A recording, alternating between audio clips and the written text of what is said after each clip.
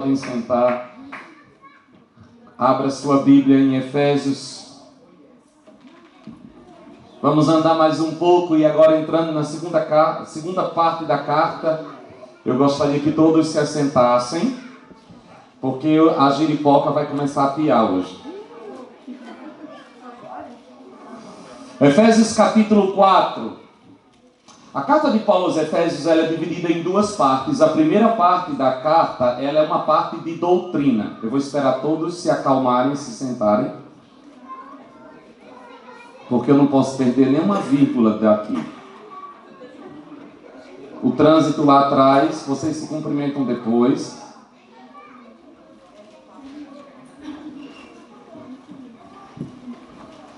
A carta de Paulo aos Efésios ela é dividida em duas partes e no meio dela ela tem uma ponte que é a oração. Nós falamos a respeito da oração. Achei interessante o pastor Ailton falando que o sogro dele diz que quem quer andar mais rápido anda de joelho. Paulo começa a sua carta dizendo, por essa oração de Efésios 3, dizendo: por esta causa eu me coloco de joelhos. E agora Paulo sai da parte doutrinária e entra na parte prática. Os três últimos capítulos, ou os três segundos capítulos de Efésios, fala de coisas práticas. Então nós vamos mexer a partir de agora em coisas práticas. Vamos falar, hoje não, mas a partir de hoje nós vamos entrar em casamento, relacionamento marido-mulher, submissão. Nós vamos entrar em ministério, o que é pastor, o que é apóstolo, o que é profeta, o que é evangelista, o que é mestre. Vamos entrar na vida prática da igreja. Então, segura, aperta o cinto que o piloto não sumiu, ele apareceu. Diga amém, meu irmão, por isso. Efésios capítulo 4, versículo 1 até o versículo 16, é o primeiro parágrafo deste pensamento de Paulo. Eu vou ler os 16 capítulos, depois vamos ressaltar alguns pontos. 16 versículos. 4, versículo 1, a seguir diz assim: portanto, como prisioneiros do Senhor, rogo-vos que andeis como é digno da vocação com que fostes chamados, com toda humildade e mansidão, com longanimidade, suportando-vos uns aos outros em amor, procurando guardar a unidade do Espírito no vínculo da paz. Há um só corpo, um só Espírito, como também fostes chamados em uma só esperança da vossa vocação. Há um só Senhor, uma só fé, um só batismo, um só Deus e Pai de todos, o qual é sobre todos, por todos e em todos. Mas a graça foi dada a cada um de nós, segundo a medida do dom de Cristo. Por isso diz: subindo ao alto, levou cativo o cativeiro e deu dons aos homens. Ora isto, ele subiu, que é, senão que também antes desceu às partes mais baixas da terra. Aquele que desceu é o mesmo que subiu acima de todos os céus, para cumprir todas as coisas. E ele mesmo deu uns para apóstolos, outros para profetas, outros para evangelistas e outros para pastores e doutores ou mestres, tendo em vista o aperfeiçoamento dos santos para o desempenho do ministério, para a edificação do corpo de Cristo, até que todos cheguemos à unidade da fé e do pleno conhecimento do Filho de Deus, a perfeita varonilidade, à medida da estatura da plenitude de Cristo, para que não sejamos mais meninos, inconstantes, levados ao redor por todo o vento de doutrina, pelo engano dos homens que com astúcia induzem ao erro. Antes, seguindo a verdade em amor, cresçamos em tudo naquele que é o cabeça, Cristo, do qual todo o corpo bem ajustado e ligado pelo auxílio de todas as juntas, segundo a justa operação de cada parte, faz o seu próprio aumento para a edificação de si mesmo em amor. Pai, é a tua palavra. Que o teu Espírito que opera no meio da igreja remova o véu dos nossos olhos. E que esta palavra penetre no mais profundo do nosso coração. Nos desafie, nos impulsione, nos leve a praticar a vida cristã. De maneira que não sejamos cristãos teóricos e ateus práticos. Mas que a nossa teoria e a nossa prática se encontrem e se casem. Para a glória do teu nome. Em nome de Jesus. Amém. Amém e amém. A palavra central desse capítulo, desse pensamento é andar. Diga isso, diga andar. Paulo vai falar em andar em unidade, andar em pureza, andar em harmonia e andar em vitória. O que Paulo mais vai bater aqui é como eu agora, que entendo qual é o meu papel em Cristo, vou andar. Como eu vou viver? Como eu vou praticar a realidade de quem eu sou em Cristo Jesus? Primeiro andando, que nós vamos mexer, é unidade. Diga unidade. Deixa eu dizer algumas coisas para vocês sobre unidade. Irmãos, unidade não é uniformidade. Unidade não é ecumenismo. Ok? Unidade não é uniformidade. Preste atenção aqui em mim. A igreja de Jesus é chamada para andar em unidade, não em uniformidade. Tem uma coisa que eu sempre digo, a igreja de Jesus não é uma fábrica de Coca-Cola. Nós não somos iguais. Nós somos diferentes. Unidade não se faz nas diferenças, unidade se faz naquilo que nós temos em comum. Cristo em nós é a esperança da glória. Você veio a Cristo e é desafiado a viver uma vida segundo os padrões de Cristo, mas Deus não despersonaliza você. Deus nem despersonaliza o indivíduo e nem despersonaliza o grupo. Unidade é algo que o Espírito de Deus coloca em nós. Unidade é algo que acontece interiormente. Unidade tem a ver com aquilo que foi construído em mim pelo Espírito. Uniformidade é exterior. Uniformidade é feita pelos homens, é pacto humano, é acordo humano, ou é coisa exterior, no que diz respeito ao grupo.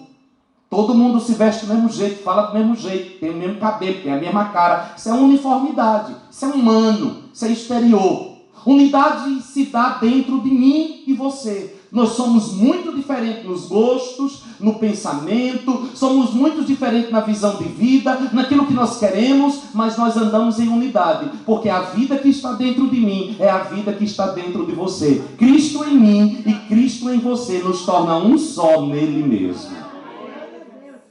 Isso é unidade. O que nos torna uma família não é nos parecermos. O que nos torna uma família é termos o mesmo pai. Amém. O que nos faz ser irmãos não é termos gostos similares. O que nos faz ser irmãos é termos sido gerados da mesma semente, a bendita palavra do Deus Todo-Poderoso. E nós precisamos compreender isso para aprender a nos respeitar nas nossas diferenças. Certo? Mas não busque uniformidade, porque não é bíblico e nunca vai acontecer. E ela nos empurra para uma coisa perigosíssima, que é ecumenismo. Deixa eu dizer, não existe comunhão entre luz e trevas. Glória a Deus.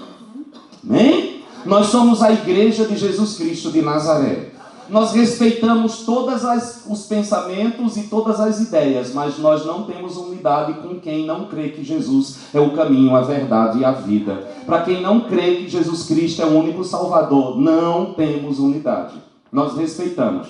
Tem alguém que acredita que só Alá é Deus e Maomé é o seu profeta. Você é livre para acreditar até em Henrique Cristo. E orar dizendo, Pai. Mas eu não sou um com você. Certo?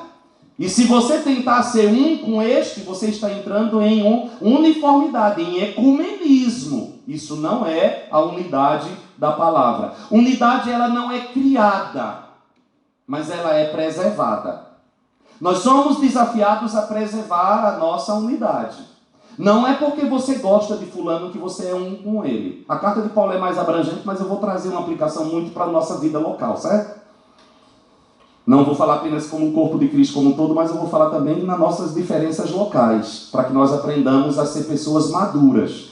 Então, é por isso que eu disse que a giripoca vai piar. Nem me procure depois do culto. Eu vou deixar bem claro que eu não sei da vida de ninguém, não estou dando indireta para ninguém, quem me conhece sabe disso, não estou mandando recado para ninguém, vou só explicar a Bíblia. Então não tem nada a ver com ninguém. Eu não prego o evangelho pensando em ninguém. Por isso que eu posso pregar, eu posso ter tido um problema seríssimo com você e pregar uma mensagem aqui, você sentado na minha frente, pode ter certeza que não vai sair da minha boca uma palavra que seja para você. Porque eu não faço isso, porque no dia que eu quiser chamar você na chincha, eu chamo olhando no olho. E o que eu não tiver coragem de dizer na sua cara, pode ter certeza que eu não vou me esconder num púlpito para dizer, e púlpito não é lugar para mandar recado para ninguém. Púlpito é lugar de pregar a palavra de Deus. Porque o que muda você não é um recado daqui, é um recado do trono sendo liberado sobre a sua vida. Aí eu duvido se Deus falasse, você não sai daqui todo se tremendo. Agora, se for eu, você vai sair com raiva. Então eu nem me meto no que Deus quer fazer. Certo? Só para deixar claro. Capítulo 4, versículo 3 diz assim: procurando guardar a unidade do Espírito no vínculo da paz. Você não cria unidade, mas você guarda a unidade. Ok? Então você tem a obrigação de manter esta unidade. Andar em unidade. Você vai andar em unidade com o seu irmão. Você vai aprender a andar em unidade com o seu irmão. Não significa que você... Aí entra um monte de coisa, gente. Que não é só espiritualizar, é boas maneiras. Ai, pastor, o que eu penso eu digo. Pois você vai viver em problema. Eu não levo desaforo para casa. Pois vai aprender a levar. Amém, igreja? Amém. Ah, é porque eu sou sincero. Não, você é grosso, mal educado. Você é destemperado, não pensa no que diz. E quem diz o que quer, ouve o que não quer. E colhe o que nunca desejou colher. Pelas tuas palavras você vai ser julgado. Você sabia que um dia, quando você chegar diante do trono, Deus vai trazer toda a palavra frívola que saiu da sua boca? E elas vão te condenar? A Bíblia diz que como maçãs de ouro em salva de prata, assim é a palavra dita na hora certa. Nós falamos demais e falamos besteira. E quem muito fala dá bom dia a cavalo. Provérbio de Dona Benedita. Não está na Bíblia não, mas bem que poderia. Não é não? Fala demais. Coloca a mão assim na sua boca. Diga Deus. Não, todo mundo. Diga Deus. Põe um guarda na minha boca e um sentinela na minha língua, para que eu nunca libere palavras que se voltem contra mim. Amém, igreja? Eu tenho que aprender a andar em unidade.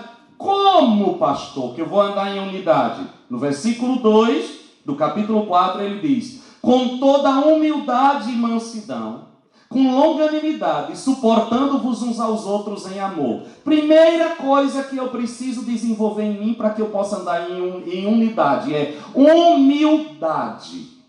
Diga essa palavrinha mágica, diga humildade. Então vamos logo desmistificar o que é humildade. Humildade não é pobreza. Humildade não é condição social. Eu conheço gente que não tem nem o que comer e é orgulhoso que o nariz não baixa nem a pau. E conheço gente multimilionária que é totalmente humilde. Humildade e orgulho não é condição social. Ai, fulano é tão humilde. Não, filho, é pobre. Nós aprendemos, e isso vem em um legado de Roma, que nos ensinou que pobreza é virtude. Irmãos, deixa eu quebrar essa maldição. Pobreza não é virtude. Amém. Virtude são os dons do Espírito na nossa vida. Aleluia. Para com essa história. Se pobreza fosse virtude, Deus não mandaria ajudar os pobres. Como é que você vai atrapalhar essa coisa meio romana, meio reencarnacionista? Ah, fulano reencarna para pagar o karma da vida passada. Aí ele reencarna para se purificar. Eu não entendo isso. O cabra sofre para se purificar. Aí os outros que creem nisso vai lá e ajudam o que está sofrendo. Você está atrapalhando. Fulano está passando fome para se purificar? Não dê comida a ele. Porque ele está se purificando. Oxi, seu egoísta, atrapalhando o processo evolutivo do outro. Vamos sofrer. Vamos passar fome, morar debaixo da ponte, ter doença, que é para a gente se purificar. Para ver se na próxima encarnação a gente vem melhorzinho. Mas não é? Aí quem mais faz obra social e ajuda os pobres necessitados? O povo que acredita que sofrimento é para limpar a alma. Oxente. Aí para você se ajudar, está atrapalhando o outro, seu egoísta. Tem nada a ver. Pobreza e humildade não se encontram. Riqueza e orgulho também não. Então sai deste âmbito. Queridos, vamos aqui para a palavra. Primeira coisa. Na vida de um crente não há lugar para orgulho. Amém. Amém. Amém. Amém, irmãos? Amém. Por quê? Diga, eu sou pó. Não, diga todo mundo, de boca cheia. É para acordar que tem uns cochilando. Diga, eu sou pó. E voltarei ao pó. Nesse processo, querido, entre quem você é e para onde você vai, não tem lugar para você se sentir orgulhoso. Esse povo parece que não vai em velório, onde tudo termina.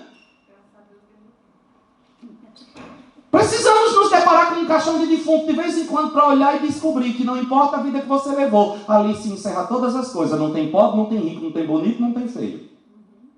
Então não há lugar para orgulho. Você não é melhor do que ninguém. Amém, igreja? Amém. Como é que eu mantenho o vínculo da unidade? Eu não me sinto superior a ninguém. Primeira coisa, eu não sou melhor do que ninguém. Não há lugar para esse tipo de sentimento. Aquele que sabe que veio do pó e para o pó volta, não pode ser orgulhoso. Amém. Não tem lugar para isso. Deixa a sua Bíblia aberta em Efésios aí, dê um pulinho em Romanos capítulo 12. Romanos capítulo 12. E como a gente vê orgulho no meio da igreja, né, gente? Uns espíritos esquisitos.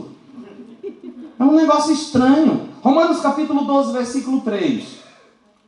Romanos capítulo 12, no versículo 3. Não vos conformeis com este mundo, mas transformai-vos. Versículo 2, vamos começar pelo versículo 2.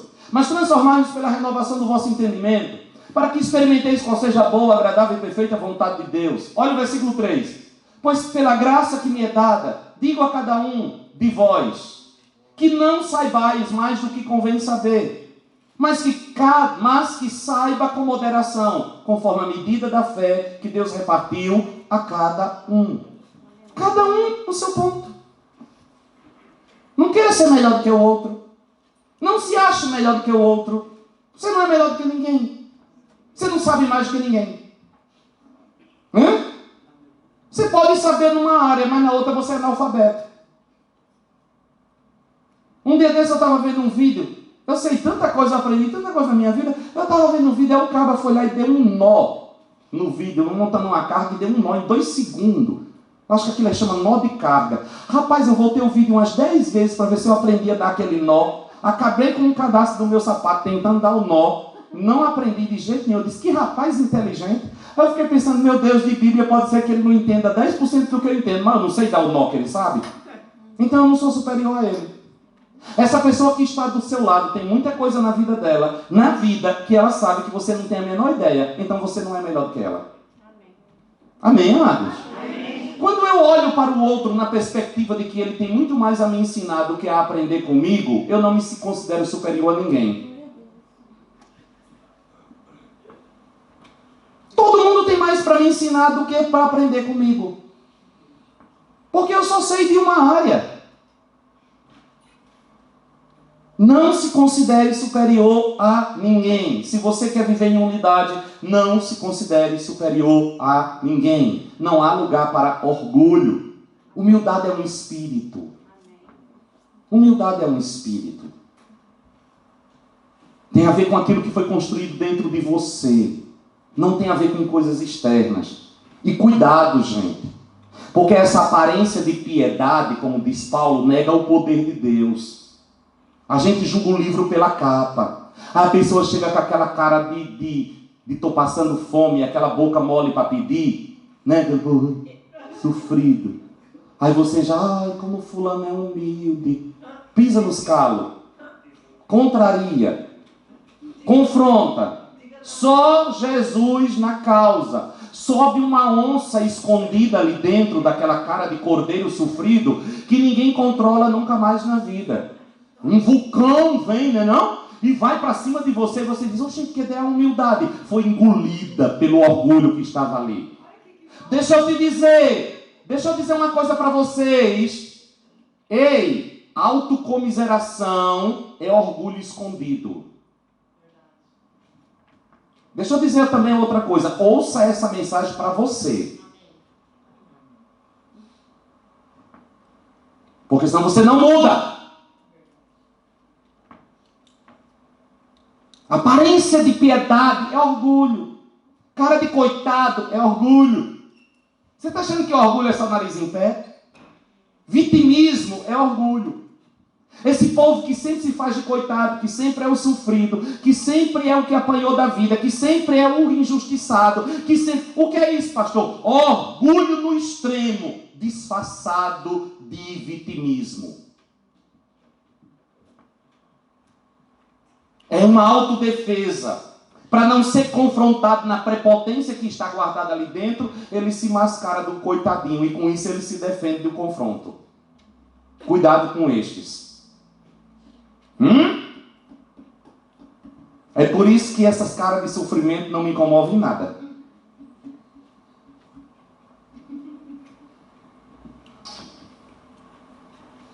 E orgulho, pastor? Humildade não tem nada a ver com isso, e orgulho também. Eu sou tão humilde que eu tenho orgulho da minha humildade. O povo confunde humildade com mau gosto. O povo confunde humildade com simplicidade. O povo confunde humildade com populismo. O povo confunde humildade com falta de ostentação, com doença emocional.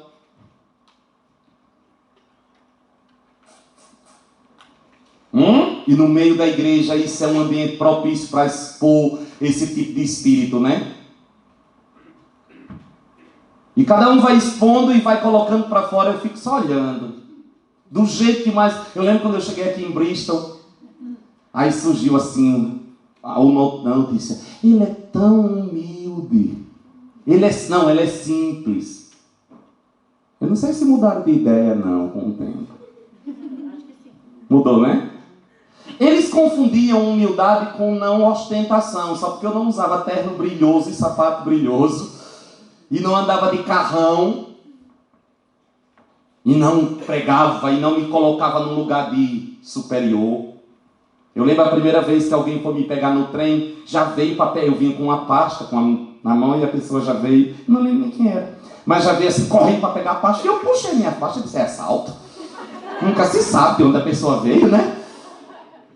Eu tô com a mão vazia, saudio, um menino, um brotinho ainda da vida. Alguém me socorrer com uma pasta que não está pesando nem 1 quilo? Um pastor. Que é isso? É o Papa, é? Aí por que eu não deixo? Eu disse, não, eu carrego. Aí ele é muito humilde. Ô filho, não tem nada a ver. Eu não sou adoecido. Eu estava hoje vindo para cá e aí o Ivo e a Jaque foram me pegar no trem e levaram minha marmita, né? Glória a Deus, ela resolveu voltar a levar minha marmita. Aleluia. Aí eu dizendo assim, imagina, né? O povo no Brasil assim, ele é pastor na Inglaterra, né? Imagina, né? Aquele pastor todo, né? Chicão, não sei o quê. Aí imagina o cara com uma marmita dentro de um carro, se acabando no feijão com arroz e frango, né? Engolindo dentro de um carro para poder chegar na igreja. Eu disse, eu dei risada sozinho. Eu disse, imagina, né? O contraste. Para de besteira. A vida não vale essas porcarias que o mundo coloca na gente. Renove a sua mente pela palavra de Deus. Não se contamine com essas bobagens deste mundo. Você não vale a roupa que você veste, o dinheiro que você tem, nem ao que você come. Você vale ao que Deus construiu na sua vida. Isso é o que vale na sua vida.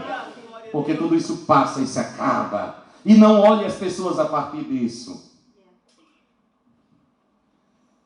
Orgulho, não há lugar para ele na igreja do Senhor. Amém, amados? Amém. Outra coisa, no versículo 2 ele diz assim, agindo com humildade e mansidão. Diga mansidão. A palavra aqui é prautes, no grego. Não é sinônimo de fraqueza. Diga mansidão. Diga de novo, todo mundo, diga mansidão. Não é fraqueza. Diga outra vez, diga mansidão. Não é fraqueza. O homem mais manso da terra foi Moisés. Quando Deus quis matar o povo inteiro, ele intercedeu e não deixou Deus matar. Mas quando ele desceu do monte, ele pegou o bezerro de ouro, moeu, pegou o pó, botou na água e fez o povo beber. E disse a cada um, junte os da sua casa que adoraram o bezerro, e cada chefe de casa mate os membros da sua família todinha. Esse era o homem mais manso da terra. Não quero conhecer o mais bravo. Quando Coré se levantou em rebelião, Ele orou e a terra se abriu e engoliu o povo que se rebelou contra ele. Esse era o homem mais manso da terra. Mansidão não é fraqueza. Mansidão é a suavidade dos fortes. Mansidão tem a ver com domínio próprio e não com incapacidade de força. Mansidão é a capacidade que você tem de controlar a sua razão. Isso é mansidão. Você está certo. Você está correto. Você tem direito. Mas você é manso. Você tem controle sobre todos esses direitos que você tem. Isso é mansidão. E mansidão tem a ver com domínio próprio. Mansidão é você ferver, mas não explodir. Mansidão é a panela de pressão e você joga água fria nela e dizer, você não vai explodir. Isso é mansidão. Mansidão é você olhar na cara do camarada com vontade de quebrar o pescoço dele. Não estou com vontade de quebrar você não, viu filho? De quebrar o pescoço dele, mas você não quebra. E se você quebrasse, todo mundo iria dizer, você estava certo em quebrar. Isso é mansidão. Não é covardia. Você tem direito, você está certo, você pode fazer, mas você engole tudo isso e não faz. Você é manso. Mansidão é você pegar a bomba hoje, dormir sobre ela e só lidar com ela amanhã, quando o seu temperamento estiver controlado. Isso é mansidão. Mansidão é você descobrir que o seu marido ou a sua mulher traiu horrorosamente você.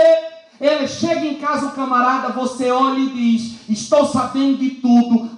Depois a gente conversa, quando eu tiver condições de conversar, porque agora não tenho condições de lidar com este assunto. Preciso primeiro digerir ele dentro de mim. E você deixa o camarada que aprontou cozinhando uns 3 dias. Aí quando você estiver totalmente senhor dos seus sentimentos, você diz, agora nós vamos conversar.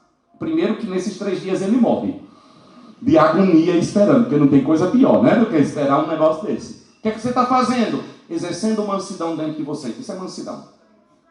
Você tem razão, você tem condições, você está certo e você estrangula tudo isso. Você é manso.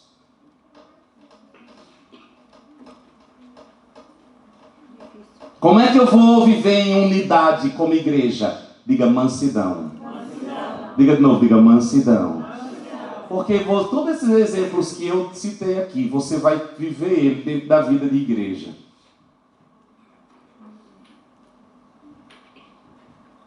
Eu queria que as pessoas que estão lá para trás, que levantaram que foram, se não estiver passando mal ou não tiver coisa urgente, que voltasse para cá. Alguém pode ver se tem alguém sobrando lá atrás? Tem não? Foram embora? Não aguentaram nem? Aumentaram? Ficasse o mínimo hoje lá atrás, o mínimo de gente. Que mansidão! Meu irmão falou algo que eu não gosto. Eu não preciso me pronunciar. Eu não preciso dizer nada. Principalmente publicamente. Eu tenho uma coisa contra meu irmão. Eu estou em condições emocionais de lidar com aquele assunto, eu vou até essa pessoa. Eu e ele sozinho. Ninguém vai tomar conhecimento da história.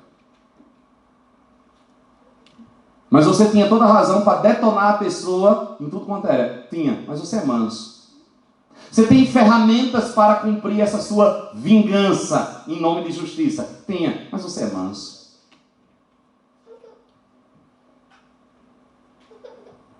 Se nós queremos viver em unidade como igreja, nós temos que ter mansidão na nossa vida. Porque os irmãos vão entrar em choque muitas vezes. O irmão vai dizer coisas que eu não aguento.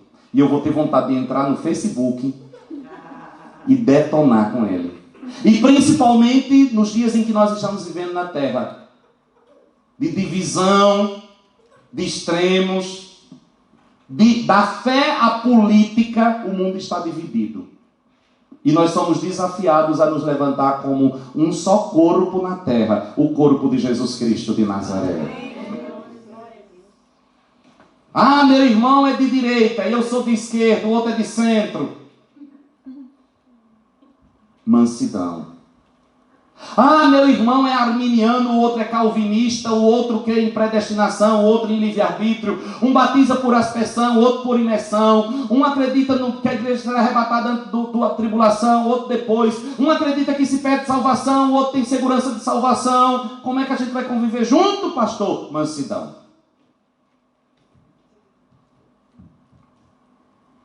Tem coisas que eu acho tão engraçado. Às vezes as pessoas me escrevem assim, dizem coisas assim: pastor, não sei como é que o senhor aguenta. Eu digo o quê? As coisas desse povo. Eu fico olhando e digo assim: oxente, eu tenho que aguentar ou desaguentar? Vou entrar em guerra? Por quê? Vocês já ouviram aquela frase: é melhor ter paz do que ter razão? Isso é mansidão. No que aquilo vai contribuir para você? Se você ganhar a peleia com o seu irmão, peleia é bem gaúcho, né? Se você ganhar a peleia com o seu irmão, isso vai contribuir com o que com você? Vai massagear o teu orgulho que está em polvorosa. Eu provei que fulano estava errado. O que acrescentou na tua conta bancária e nos teus anos de vida? Nada. Sabe o que isso fez? Jogou lenha na fogueira do teu orgulho. Que foi despertado quando você viu uma possibilidade de provar alguém que você sabe mais do que ele, pode mais do que ele, tem mais entendimento do que ele. Babaca. Depois quer falar de unidade. Vamos ter que matar isso dentro de nós. Isso é marca do velho Adão. Isso é mansidão. E os pentecostais viraram tudo tradicionais. Estão me sentindo celebrando uma missa. Mansidão é o poder sob controle. Não é a ausência de poder. Mansidão, diga mansidão, é o poder sob controle. O que é mansidão? É a virtude de quem não perde o controle. Quantos mansos tem aqui? Depois de tudo isso, quantos mansos?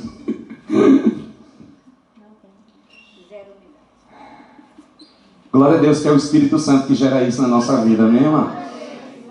Paulo, eu disse que agora nós vamos entrar na parte prática da carta de Efésios.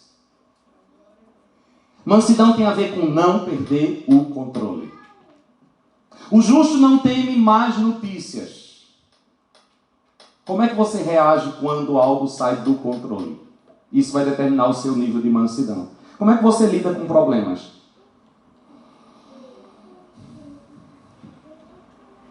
Como é que você encara quando alguém fala mal de você? Como é que você reage quando alguém diz alguma coisa que feriu você, que deu de encontro com alguma coisa de você, que expôs você em algum sentido? Você reage?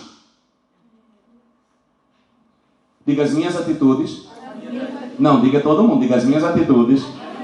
Não podem ser nascidas em reações a atitudes de terceiros. Mas elas devem nascer nos princípios de Deus que governam a minha vida.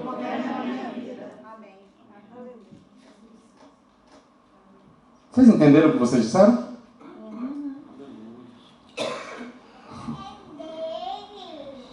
Como vai ser a minha atitude numa situação? Depende dos princípios de Deus que estão em mim.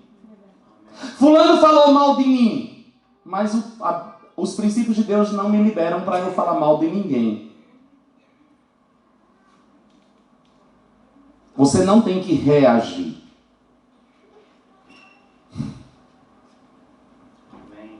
Lembra de Jesus? Judas o vendeu como um escravo. Mas a atitude de Jesus para com Judas não dependia da atitude de Judas para com Jesus. Quando Judas vinha com os soldados do Sinédrio para prender Jesus, Jesus disse: levantem-se, o traidor se aproxima. Mas quando Judas se aproxima de Jesus, Jesus olha para ele e diz assim: amigo, eu teria olhado e tinha de traíra, safado, pilantra. Jesus diz: amigo, aqui vieste. Ele dá um beijo em Jesus. Jesus diz assim: com um beijo tu traz o Filho do Homem. Sabe o que Jesus está dizendo? Eu sei exatamente o que tu estás fazendo. É picaretagem de primeira. Mas as minhas atitudes para contigo não dependem da tua para comigo. Deixa eu dizer um negócio para você. Fulano falou mal de você, você revidou. Você perdeu totalmente a razão.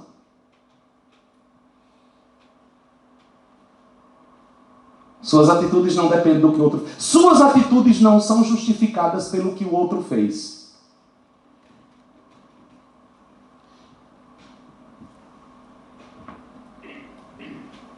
Isso é mansidão. Eu tenho capacidade de controlar o poder que está em mim. Eu tenho capacidade de controlar a força que está em mim.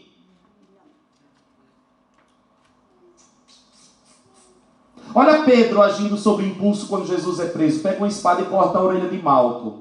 Jesus pega a orelha do camarada, cola de novo no lugar e diz para Pedro: guarda a tua espada. Tu não sabes que quem com a espada fere, por ela vai ser ferido. Jesus está sendo preso, o outro foi defender ele. O que é que Jesus está dizendo? Seja manso. E a Bíblia tem uma promessa. A Bíblia diz que os mansos herdarão a terra. Aleluia! Você não está em guerra com seu irmão, amém, amados? Amém. Você não está em guerra com seu marido, com seus filhos, com seus irmãos de igreja, mas você precisa trabalhar a mansidão na sua vida. Louvado seja o nome do Senhor pelo Espírito Santo de Deus. Aleluia. Domínio próprio, diga domínio próprio. Diga de novo, diga domínio próprio. Diga mais uma vez, diga domínio próprio. Mansidão tem a ver com domínio próprio. Controla-se, irmão. Você é crente. Você nasceu de novo. Ah, pastor, eu estou só me defendendo. De quê? De quem? Olha, quer que eu te diga uma coisa? Aqui para nós, só para nós, ninguém vai saber. Só para nós. Sabe uma coisa que me incomoda? Tem um grupo grande de crente que parece que todos os amigos são traíra, vive em guerra com todo mundo, ninguém é confiável, ninguém presta e a vida é um verdadeiro inferno. Porque tudo que esse povo prega e canta é: Deus vai te justificar, o gigante vai cair, Davi vai derrubar Golias, quem se levantou contra você vai ser envergonhado, quem te desejou, quem não te ajudou vai ficar na plateia, você no palco, e tem sabor de mel, tem sabor de mel, tem sabor de mel. E o povo chora e se esperneia. Eu digo: que vida miserável. Parece que está intrigado de todo mundo, não confia em ninguém. Ai, quanto mais eu conheço o ser humano, mais eu gosto de animal. Coitado. Eu não tenho ninguém que eu confio. Coitado. Não é, gente? Pois eu tenho tanta gente que eu confio. Não ando perdendo a confiança nas pessoas por besteira, nem ando nessa amargura de alma, não. É igual o ministério. Ai, pastor, ser pastor não é fácil, né? Não é fácil construir uma casa, que eu não sei nem como começa. Não é fácil fazer uma cirurgia de coração, que eu não sei nem como é que dá anestesia. Os mandamentos do Senhor não são penosos na nossa vida. Só que nós trazemos peso para nós. Para de se defender. Para de se justificar. Para de se explicar. Quem muito para se explicar é porque tem culpa no cartório. Para de dar justificativa de tudo. Para de querer justificar tudo que você vai fazer. Tudo nos minutos. Para! Você vai enlouquecer. E quanto mais você explica, mais as pessoas vão entrar igual faca e melancia na tua vida e querendo mais explicação, porque elas não querem explicação, elas não querem entender você. Elas querem perturbar a tua vida, seu bobo. Não tenta explicar a uma pessoa o que ela não está disposta a entender. Ela não quer entender nada. 90% das pessoas que ficam pedindo explicação de tudo não querem entender nada, querem perturbar você, tirar a tua paz, te tirar da zona de conforto. Não caia nessa.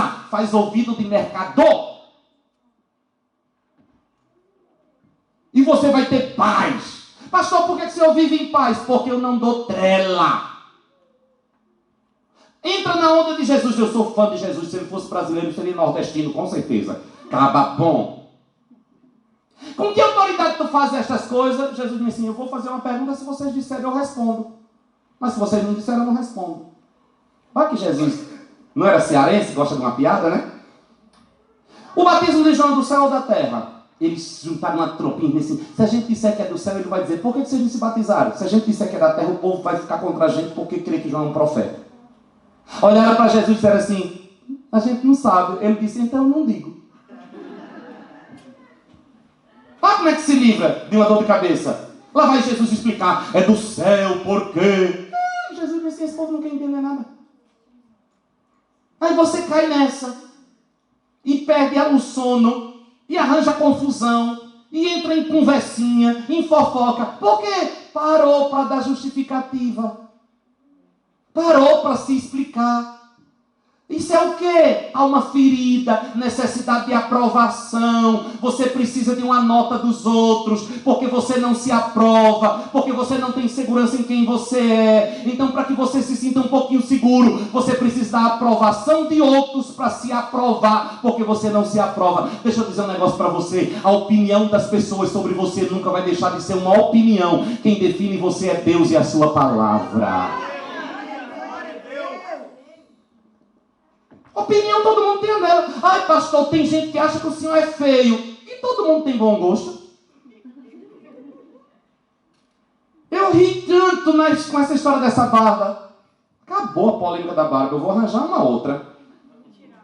Tirar barba, botar barba com barba, sem barba. E eu olhando, meu Deus do céu. Que povo besta. Sabe quantos milímetros eu tirei da minha barba por causa disso? Nenhum. Eu dava risada das besteiras. E tinha gente que ultrapassava os limites. Porque vamos aqui para nós, só a gente. Tem coisas que a pessoa perde a noção. Ela tem tanta necessidade de interferir na vida de outros que ela perde noção. Venha para cá, olha para mim, se não é perca de noção. Vamos analisar comigo. Esquece que sou eu a pessoa em questão. Lá está, você é uma mulher casada. Vamos ter bom senso? Você é uma mulher casada. Teu marido nem crente é. Você está tentando ganhar ele para Cristo. E ele briga com você que você vive na igreja. Aí o pastor, solteiro, bonitão, faz de conta que não sou eu. Muda o visual e bota uma barba. Você fica revoltado, entra nas redes sociais. Ai, o senhor era muito mais bonito de barba. Se essa mulher, sem barba. Se essa mulher fosse a minha, eu chegava e dizia assim, vem cá, camarada, a senhora vai na igreja, nesta igreja, atrás do pastor, por causa da palavra de Deus, ou porque ele é bonito ou feio? Que conversa é essa? Não é não, gente. Aqui para nós, pastor Ailton, não é não? Senhor, oxe, que é isso, minha filha? Agora minha mulher, definindo se o pastor vai usar barba, não vai, o senhor está mais bonito. Ah, agora sim, está um gato. Tenha vergonha na cara. Não é não? É não, filho? Oxi. Com certeza. Aí você que tem um complexo de inferioridade horroroso, que não tem segurança de nada, pronto. Bota barba porque a mulher gosta de barba. Tira barba porque... Para de ser jogo na vida dos outros.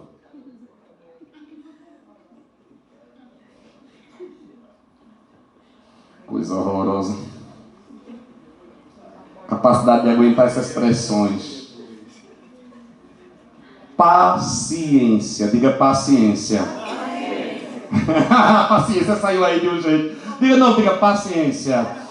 Olha o que é humildade, mansidão, longanimidade. É paciência. Longanimidade. A capacidade de sofrer. Longanimidade. Você quer ver unidade? Haja paciência. Diga Deus. Deus. Diga de novo, diga Deus. Deus. Dá-me paciência. Irmãos, Paulo está... Nós vamos entrar na vida prática de igreja. Se você não tiver paciência, você não congrega. Se você não tiver paciência, se você não tiver longanimidade... Isso aqui tudo. Mas para você entrar agora aqui haja paciência. Porque é tanta bobagem, mas é tanta bobagem, que se você for considerar tudo, você fica doido. Agindo com amor. Eu até escrevi um negócio aqui. Crisóstomo, um dos pais da igreja, ele dizia que paciência é o espírito de quem tem poder de vingar-se, mas nunca faz. Isso é paciência. Tenha paciência. Tenha paciência comigo, eu tenho paciência com você. Paulo está dizendo que se nós queremos viver em unidade, nós precisamos ter muita paciência. Se você for agir só porque você tem razão, se você for agir nos seus impulsos, você não vai caminhar. O que é paciência? Essa capacidade de caminhar mais uma milha. Vocês imaginam Jesus com seus apóstolos? Gente, ele escolheu 12 homens que viviam brigando o tempo inteiro entre si. Eles brigavam para ver quem era o maior. Eles brigavam para ver a posição no reino. Eles colocaram até a mãe no meio. Os filhos de Zebedeu foram pedir a mãe para pedir a Jesus para que no reino colocasse uma à direita ou para a esquerda. Isso é o mico dos micos, é o King Kong. Jesus foi dizer que entre eles um era diabo, pronto, o inferno estava feito no meio dos 12. Era uma competição. Gente, tinha um camarada no meio dos 12. Vou já dar aula sobre a pedagogia de Jesus. Tinha um camarada no meio dos 12 que era uma espinha. Jesus também provocava, né? Jesus não era... Eu ia dizer que Jesus não era fluxicheiro, mas é pecado dizer isso, né? Mas Jesus também ele não poupava os camaradas, né? Porque... Não, nesse ponto não. Jesus, ele provocava. Sabe o que Jesus faz? Jesus escolhe 12 caras. 11 deles eram trabalhadores da área de pesca. Para acabar o sossego, ele escolhe um cobrador de imposto. Pá! No meio. Mateus. Gente! Pera! Por quê? Cobrador de imposto era a raça mais desgraçada que existia. Imagina o caba, eu vou atiçar agora aqui. Imagina o caba que é sossega e escolhe 11 discípulos de Bolsonaro e um petista no meio. Acabou o sossego. A briga vai ser feia. Você vai passar... Jesus escolhe 11 pescadores. Olha por que os judeus odiavam cobrador de imposto. Os romanos eram inteligentes.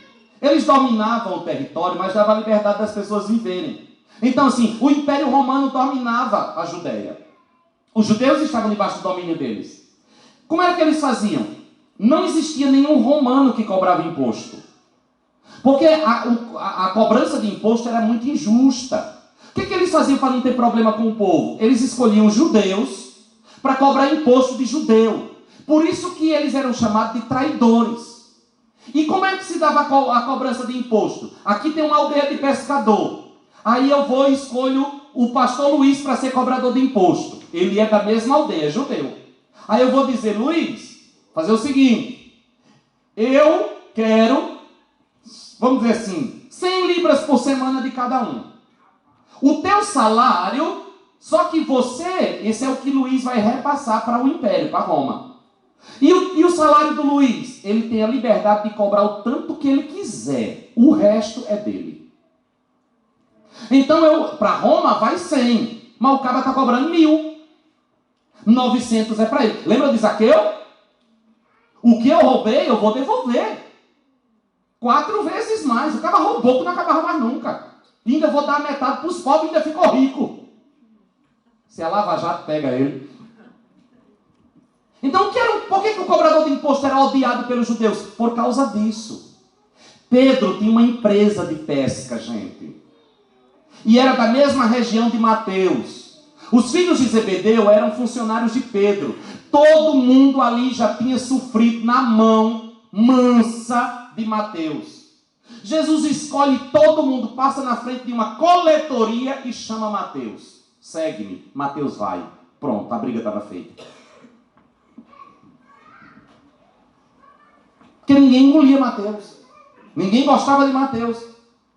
Era um cobrador de imposto, era um traidor. E Jesus vai administrando tudo isso. Irmãos, desde o princípio é assim. Desde o princípio tem que ser assim. Nós temos que aprender a administrar esses conflitos.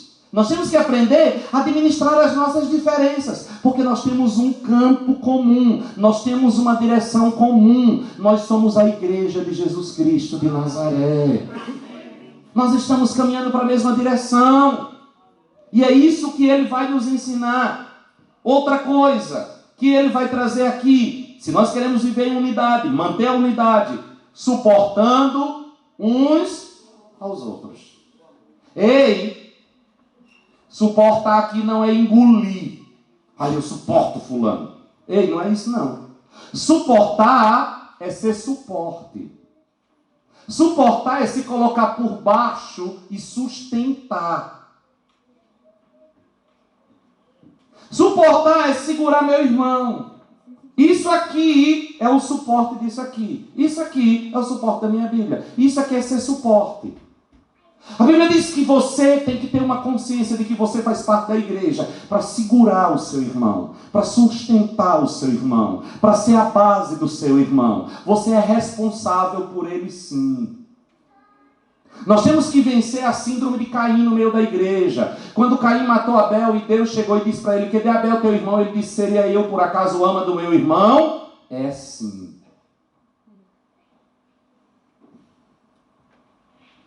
É sim. Você é suporte do seu irmão. Você é base para o seu irmão. Amém, igreja? Você está aqui para sustentar a vida dele em oração, em jejum, em apoio, em cuidado. Isso é o amor que ele nos manda amar. Ontem eu falei bastante disso em Londres. Amar o teu irmão como a ti mesmo. O amor, mandamento, não tem nada a ver com sentimento. Eu não amo você porque eu gosto de você. Eu não amo você porque eu concordo com você. Eu amo você porque a vida de Deus está dentro de mim. E o Deus que mora em mim manda eu amar você. O que é este amor? É cuidar, é zelo, é proteger. Não tem nada a ver com concordar. Você se ama? Quem se ama aqui? Diga amém. Ama. Mas deixa eu perguntar um negócio para você. Você sempre concorda com você? Você sempre acha que você está certo? E quando você não concorda com você, você se mata? Isso é doença, é doido. Cão, sei lá o que molesta é. A Bíblia diz que mesmo discordando de nós nutrimos o nosso corpo, nós zelamos. Você não está, você faz. Meu irmão, quem de nós não... Eu disse isso ontem, irmão. Quem de nós não já teve vontade de pegar a si mesmo, levar numa esquina, deixar lá e sair buscar daqui a 15 dias? Quem nunca encostou a cabeça na parede e disse: você é um idiota mesmo, seu babaca, seu mané. Que besteira que você disse, que bobagem que você fez, você não aprende. Quem nunca teve um discurso desse consigo mesmo? Pelo visto só eu, né? Porque vocês estão tudo com cara de anjinho aqui, né?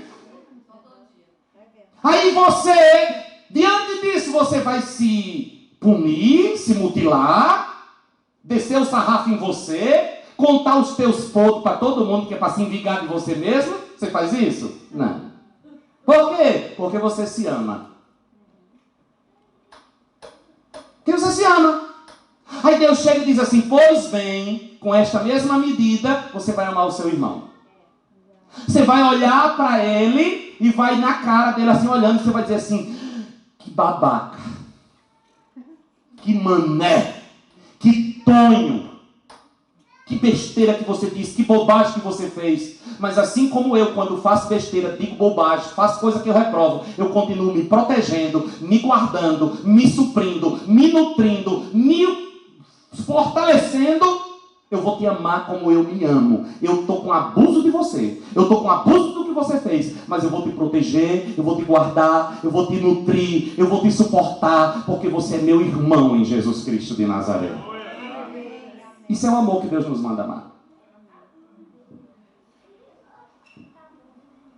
Tem nada a ver com concordar.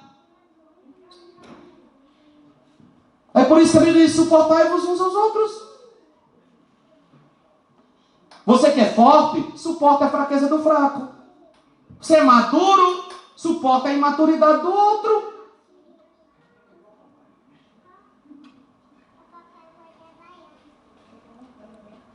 Amém, irmãos? Amém. Diga: Pai, em nome de Jesus, gera estas marcas em mim.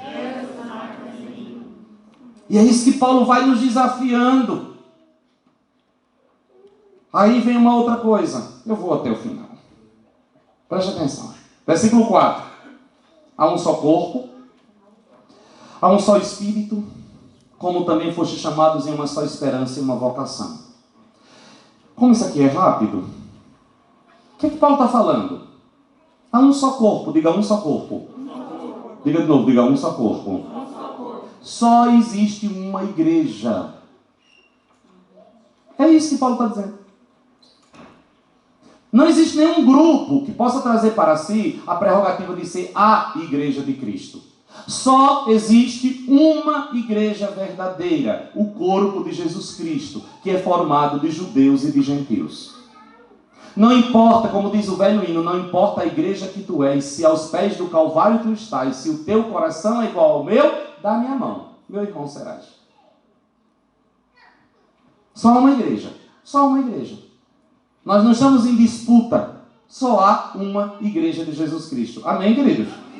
Outra coisa que Paulo vai dizer aqui é que só há um Espírito. O mesmo Espírito que habita na minha vida, habita na sua vida, habita na vida de cada crente. Só há um Espírito. Nós estamos debaixo do mesmo Espírito. O Espírito Santo de Deus que opera no meio da igreja de Jesus Cristo. Só há um Espírito. Só há uma igreja. Por que eu preciso andar em unidade? Por isso. Só há um corpo. Só há um Espírito. Aí ele continua. Só há uma esperança. Diga, uma esperança. Qual é a nossa esperança? A volta gloriosa de Jesus Cristo de Nazaré. Nós todos crentes esperamos Jesus voltar. Uns esperam que ele vai voltar antes da tribulação, outros esperam depois da tribulação, não importa, mas todos esperam a volta do Senhor Jesus.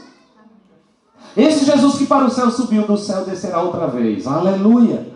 Assim como um relâmpago que sai do Oriente e se mostra no Ocidente, assim será a vinda do Filho do Homem. Quando a trombeta soar, nós nos encontraremos com Jesus Cristo nos ares. Esta é a nossa bendita esperança. Só há um Senhor. Versículo 5, ele vai dizer, um só Senhor. Diga, um só Senhor. Diga outra vez, diga, um só Senhor. Não há dois senhores, irmãos. Não tem dois Jesus. Só tem um Senhor. Só um Senhor. Quem? O Senhor Jesus Cristo de Nazaré. Só Ele. E acabou. Versículo 5, ele continua dizendo, uma só fé. Diga, uma só fé. O que é isso? Toda a nossa declaração de fé e toda a nossa confiança pessoal em Jesus Cristo. Nós temos uma única fé. Nós cristãos temos uma única fé. O que é que isso significa? Presta bem atenção a isso. Isso tem a ver com a nossa declaração de fé como cristãos. O que é a nossa declaração de fé como cristãos? O credo de Niceia. Que é isso, pastor? Você já vai saber. Creio em Deus Pai Todo-Poderoso, Criador do céu e da terra, em Jesus Cristo, seu único Filho, nosso Senhor, que foi concebido pelo Espírito Santo, nasceu de Maria Virgem, padeceu sob Pôncio Pilatos, foi crucificado, morto, sepultado, desceu à mansão dos mortos, ressuscitou ao terceiro dia, subiu ao céu, está sentado à direita de Deus Pai, Todo-Poderoso, de onde há de vir a julgar os vivos e os mortos. Creio no Espírito Santo, na Santa Igreja Católica, que é a Igreja Universal, na comunhão dos santos, na remissão dos pecados, na ressurreição da carne, na vida eterna. Amém. Em nome do Pai, do Filho. Que é isso? O credo cristão.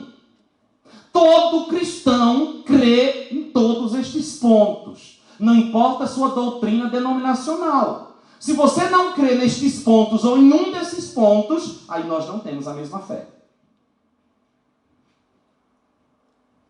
Pastor, então tendo posto assim até as igrejas católicas, ortodoxas e não ortodoxas, romana, elas são consideradas cristãs? Sim. Podemos ter divergências doutrinárias, mas eles professam o credo. Deixa eu dizer um negócio para vocês. Houve desvio na história da igreja, e desvios pesados, mas nós não podemos tratar como se a igreja tivesse nascido na reforma protestante, irmãos. Ou no movimento neopentecostal, ou pentecostal. A igreja de Jesus nasceu do Calvário, ela tem mais de 2000 anos de história. Amém, amados? Tem o seu período de trevas, de desvios profundos. Muita coisa errada entrou dentro, mas nós não podemos ignorar a história da igreja. Em todos os períodos da história da igreja nós tivemos santos homens de Deus, porque a igreja de Jesus não é uma instituição. A igreja de Jesus é composta de todos aqueles que foram lavados pelo sangue de Jesus Cristo de Nazaré. Todos os períodos da história nós tivemos santos homens de Deus.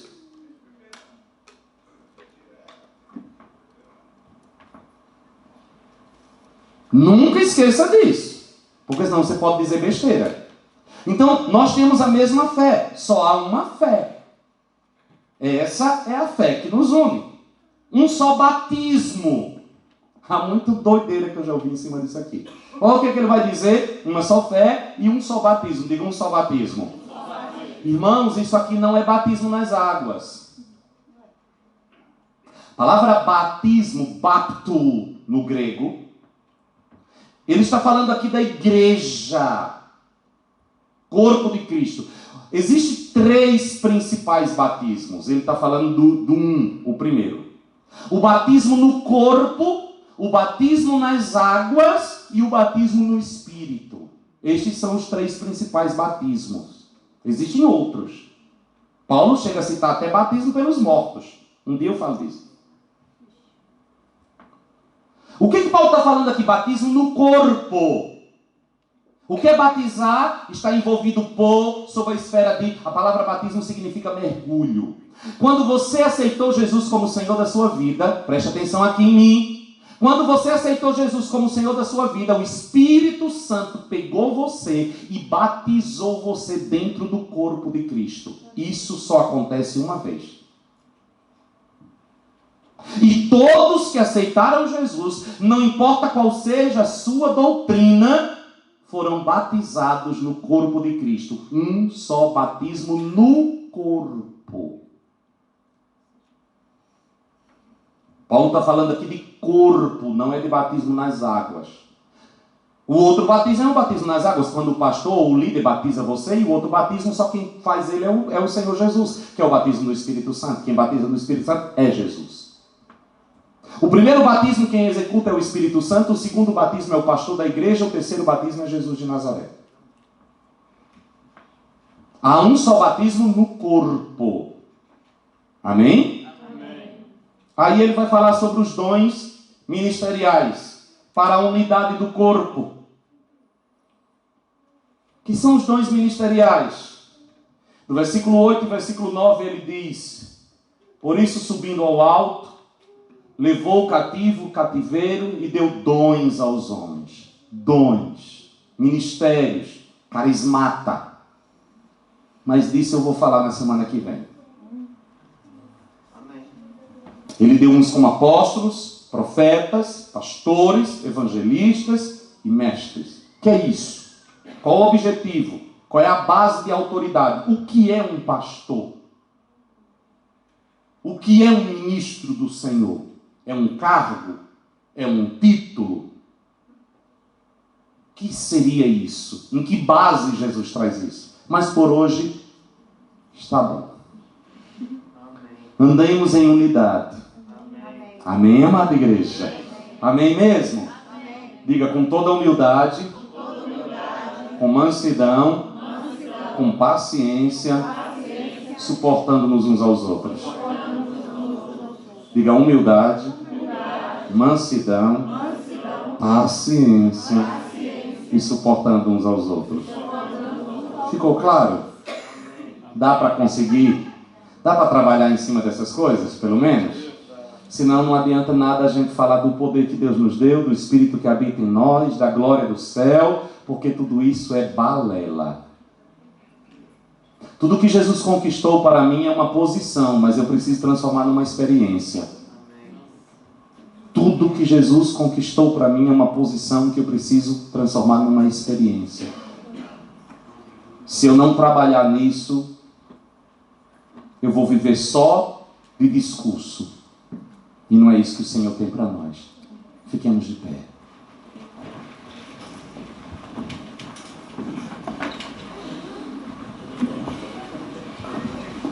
Feche os seus olhos, por favor. Curva a sua cabeça. Eu queria te dar um tempo para você fazer uma oração, pedindo ao Espírito Santo que trabalhasse em você, diante da palavra que foi ensinada nesta tarde, as áreas que você tem consciência de que são mais difíceis para você. E que Ele mesmo trouxesse ao seu coração a luz e o entendimento para aquelas que você nem tem consciência de quão distantes estão. Converse com Deus. Tenha um momento com o Senhor. Peça a Ele: ajuda-me. Eu preciso praticar estas verdades. Senhor, eu oro pelo Teu povo que está orando neste lugar, nesta tarde. Eu oro para que as marcas da mansidão, eu oro para que as marcas da humildade, da paciência, Senhor, da capacidade de suportar uns aos outros, de viver em unidade, que estas marcas sejam geradas em cada um de nós, Senhor. Ajuda-nos, Senhor, a dominar-nos. Ajuda-nos, Senhor, a não viver em guerra. Ajuda-nos, Senhor, a nos preservar uns aos outros, mesmo quando nós discordamos uns dos outros. Ajuda-nos a viver como igreja. Ajuda-nos a viver como família. Perdoa-nos, Senhor, por toda palavra que saiu dos nossos lábios, que feriu o nosso irmão, que gerou polêmica, que gerou discussão, que gerou guerra sem necessidade. Senhor, perdoa-nos por toda a nossa infantilidade, de sempre viver na defensiva, achando que o mundo inteiro está contra nós, que os nossos irmãos estão contra nós. Vivemos em guerrinhas, vivemos em peleias, em brigas, em embates infantis. Brigamos igual criança por causa de um brinquedo que daqui a pouco nem queremos mais. Brigamos e arranjamos discussão, e intriga e mal-estar para nos defender, para nos justificar, para provar que estamos certos. Meu Deus, quanta infantilidade. Meu Deus, quanta imaturidade. E mesmo assim nós chegamos e dizemos que Tu nos chamastes para ganhar uma geração, para guerrear contra principados e potestades. Senhor, nós não aguentamos nada. Só porque alguém entendeu errado algo que nós dissemos, nós arranjamos uma briga. Só porque alguém não gostou do que eu disse, já arranjamos uma briga. Meu Deus, como nós somos infantis. Dá até vergonha, Senhor. Ajuda-nos, ó Deus.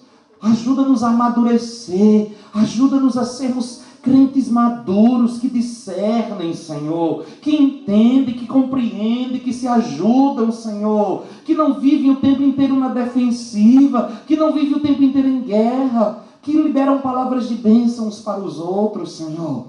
Ajuda-nos, que a Tua palavra nesta tarde penetre no nosso coração, nos ensine a ser pessoas melhores, pessoas maduras, pessoas que andam em sobriedade, guiadas pelo Teu Espírito, conduzidas pela Tua palavra. Ajuda-nos, Senhor.